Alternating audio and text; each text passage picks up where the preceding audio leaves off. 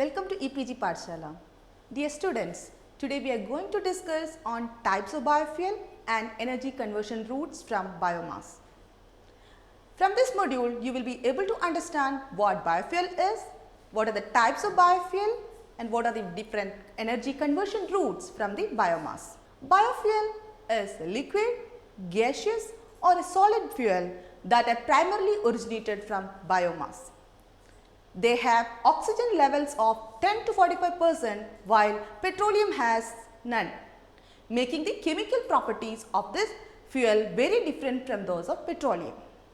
Examples are bioethanol, biomethanol, biodiesel, biogas, biosynthetic gas, biooil, biochar, biohydrogen, etc. The benefits of biofuel are the energy security, clean and greener fuel, carbon trading, and it also overcomes socio-economic issues related to the rural sector. Coming to the classification of biofuel based on the source. The biofuel that is derived from the forest biomass, agriculture biomass, fishery byproducts, municipal waste, etc. are known by their source name. It is also classified based on their state, the physical state, like solid pellets, for example, fuel wood, charcoal and wood pellets. Liquid fuel includes ethanol, biodiesel, pyrolysis oil, and the gaseous fuel includes the biogas. It is also classified based on its use either in the processed form or in the unprocessed form. If it is used in unprocessed form, it is commonly known as primary biofuel. This is primarily used for heating, cooking or electricity production. It includes the fuel wood, food chips and pellets. These are used as in unprocessed form or as such we are getting. The secondary biofuel are generated by processing of the plants or crop biomass. It includes the ethanol, biodiesel, dimethyl ether, etc. that can be used in vehicles and various industrial processes. We can classify or subdivide the secondary biofuel further into first generation biofuel, second generation biofuel, third generation and fourth generation biofuel.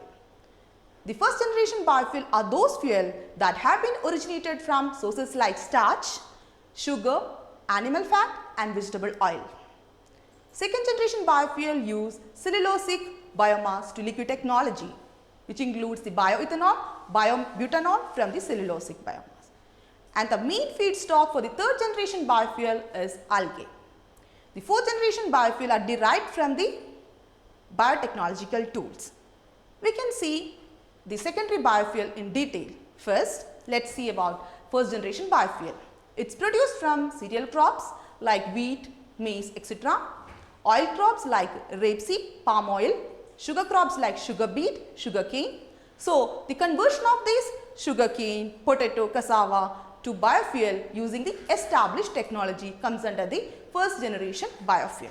The examples of first generation biofuel are biooils, that includes bioethanol, propanol, butanol, which are produced by the microbial fermentation of sugar or starch derived from the feedstocks of wheat, corn, sugar beet, etc. as I told earlier. Biodiesel, which is produced by the trans-esterification of the edible oil, which is the vegetable oil, which are also known as straight vegetable oil like soybean, rapeseed, mustard, sunflower, palm oil, etc. The biogas which is produced from the organic waste also comes under the first generation biofuel. Syngas, which is produced by the partial combustion of biomass, also an example for the first generation biofuel. Solid biofuels include the firewood, which can burn instantly in a stove or furnace, also comes under the first generation biofuel. When biomass, raw materials like sawdust, wood chips, grass, urban waste, timber or crop residues follows densification and compression into a fuel product which is commonly known as wood pellet, cube or pug, also comes under the first generation biofuel. If you look into the pros and cons of first generation biofuel, we can see that these are straightforward and well-known production methods are there. They are familiar feedstocks used in the production of first generation biofuel. It's scalable to smaller production capacity, fungibility with existing petroleum derived fuels, experiences with commercial production and use in several countries. But these feedstock compete directly with crops grown for food. Production byproducts need markets High cost feedstock lead to high cost production, low land use efficiency, modest net reduction in fossil fuel use and greenhouse gas emission with current processing methods. Let's see the second generation biofuel. These are produced from sustainable feedstock. Sustainable means it defined among others by the availability, that is highly available. It has limited impact on greenhouse gas emission and invisible impact on biodiversity and land use. These are produced from the cellulosic material, corn stover, straw, bagasse, forest waste. Examples are cellulosic ethanol, biohydrogen, methanol, Fischer-Tropsch diesel, etc. Biofuel based on the use of dedicated energy crops like switchgrass grown with reasonable inputs and using conversion techniques that provide high net energy efficiency also comes under the second generation biofuel. If we compare the first generation with second generation biofuel, we can say that the first generation biofuel are petroleum gasoline substitute, where second generation biofuel are biochemically produced petroleum gasoline substitutes. Example, ethanol or butanol by enzymatic hydrolysis comparable to the ethanol by the fermentation of the starches. The second one is petroleum diesel substitute. Here in the first generation biofuel, the biodiesel is produced by the transesterification of plant oils which are known as the feed or fatty acid ethyl ester, which are produced from rapeseed, soybean, sunflower, coconut, etc. in the case of first generation biofuel. While in the case of second generation biofuel, these are produced either thermochemically by the Fischer-Tropsch diesel or by the green diesel. Non-edible oils are used. For example, Jatropha curcas, Pungamia pinnata, Hevelia brasiliensis, or you can also use waste cooking oil for the second generation biodiesel production. So, coming to the third generation biofuel, here the feedstock used are microalgae, which are sunlight driven cell factories that convert carbon dioxide to potential biofuel. So, depending upon species, they produce, or the microalgae has lipid, carbohydrate and protein in it. So, this can be used for the production of either diesel from the lipid or carbohydrate is used for the production of bioethanol. But it has some limitation in its cultivation, harvesting, optimization of high density and large surface units of production to the location of this microalgae production unit. And the fourth generation biofuel, these are the biofuel obtained from the conversion of living organism like microorganisms or plants using the biotechnological tools to the energy. Here examples are genetically engineered plants and microbes for the energy production. Based on photobiological solar fuels, an electrofuel is expected to bring significant breakthroughs in the domain of biofuel. But in the case of this advanced fuel, it is still not proven that this has high efficiency can be maintained after scaling up the technology to a large production plant. This is the advancement from the first generation biofuel from the edible crops to the second generation biofuel from the cellulosic crops, cellulosic waste or the residues, to the third generation biofuel from the algae, and the fourth generation biofuel by the use of biotechnological tools. So, let us start with the energy conversion route from the biomass. There are three different processes: thermochemical processes, chemical processes and biochemical processes.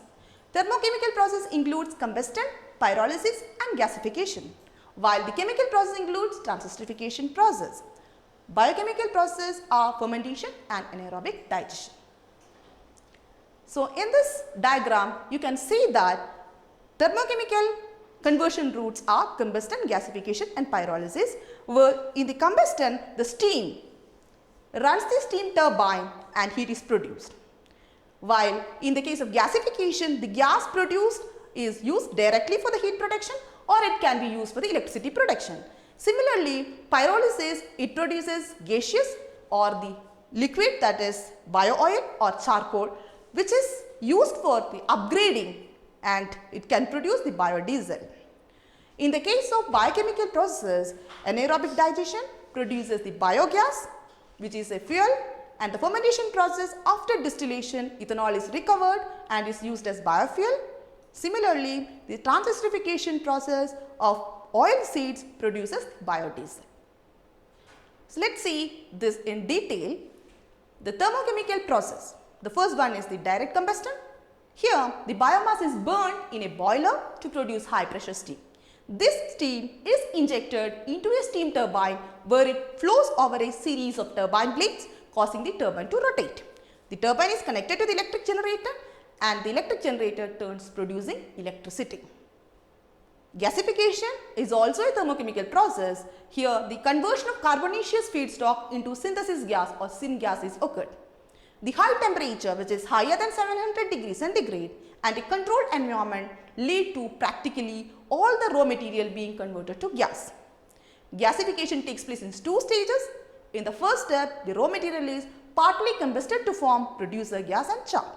In the second phase, the carbon dioxide and water is produced in the first stage are chemically reduced by the charcoal, creating the carbon monoxide and hydrogen. The composition of producer gas is 18 to 20% hydrogen, an equal portion of carbon monoxide, 2 to 3% methane and 8 to 10% carbon dioxide, and the residual nitrogen. The third thermochemical process is pyrolysis. Here, the degradation of organic matter occurs in the absence of oxygen, thus inhibiting the complete combustion. In this process, biomass is converted into a gaseous mixture which is known as producer gas. And it has a combination of methane, carbon monoxide and hydrogen. Carbon dioxide may also be produced, but under the pyrolytic conditions of the reactor, it is reduced back to carbon monoxide and water. This water further aids the reaction. So, the liquid phase products result from the temperatures which are too small to crack all the long chain carbon molecules, so resulting in oil, methanol, acetone and tars.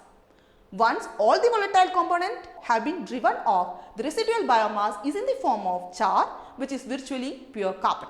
So, the products of pyrolysis are bio oil, char and gas. These are of two types, fast pyrolysis and slow pyrolysis. If you compare the thermochemical process, you can see that fast pyrolysis operates under moderate temperature, short residence time, and its major product is liquid product. It also has char and gaseous, but the major one, 75%, is the bio oil. While in the carbonation process, it occurs at the low temperature and long residence time takes, and you can see that the liquid, char and gaseous composition is almost equal. While in the gasification, it occurs at high temperature and long residence time. Here the major part or the major product is gas, which is syngas. So, the transesterification process, it is a chemical process. We will discuss the transesterification process here. Biodiesel can be produced by transesterification process from the different feedstocks such as oil feedstock, that is vegetable oil or animal fat. This is a process in which the reaction occurs in such a way that the triglyceride present in the fat or oil reacts with alcohol to form monoalkyl ester and glycerol.